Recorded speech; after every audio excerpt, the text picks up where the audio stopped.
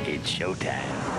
Hey guys, welcome back to my channel. My name is Barb and you're at Barb Beauty, and today is day 30 of my 31 days of Halloween. For today's makeup, I'm going to be doing a Beetlejuice makeup, and all I did was spray my hair green, and I have this striped bow tie because it was cheaper than getting like a whole jacket. I'm really excited to get into it, so don't forget to subscribe to my YouTube channel and follow all of my social media down below, and let's get on with this Beetlejuice makeup.